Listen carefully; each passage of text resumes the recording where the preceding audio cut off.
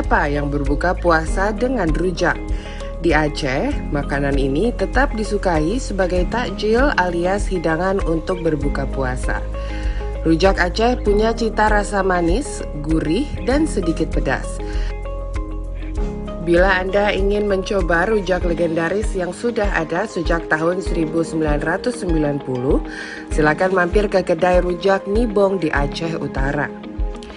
Kedai ini menjual rujak manis, rujak pedas, dan rujak colek dengan kisaran harga 8 hingga 10 ribu rupiah.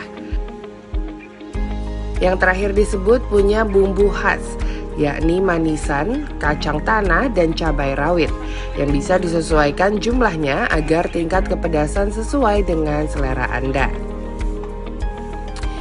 Pada hari biasa, kedai yang beroperasi sejak pagi hingga sore itu menyiapkan 40 kg buah yang bervariasi, termasuk mangga yang jadi favorit konsumen.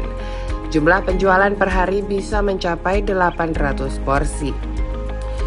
Selama Ramadan, jam operasionalnya lebih singkat, hanya petang hari hingga menjelang waktu berbuka puasa, sehingga porsi yang dijual pun lebih sedikit. Hari bang?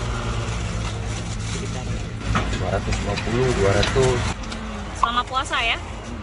Ya. Bang, ini dominannya orang mintanya pedas apa manis bang? Sama sekarang orang manis lah, karena udah banyak orang kena lambung kan. Oh, berarti nggak terlalu pedas ya? Nah, sedang.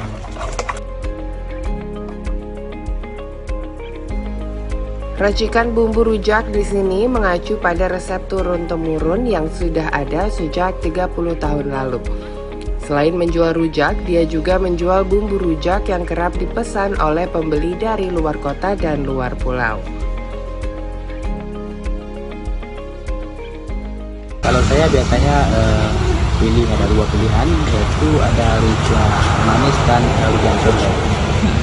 Dan kebetulan di sini juga ada rujak pedas, tapi saya tak suka pedas karena bumbu terasanya itu di rujak coleknya. Bumbunya beda nggak nih sama yang tempat lain? Saya di tempat lain sudah pernah saya beli, tapi rasanya lebih jauh berbeda daripada di rujak Nibong. Karena rujak Nibong ini selain dikenal di Aceh, juga di luar Aceh sudah dikenal.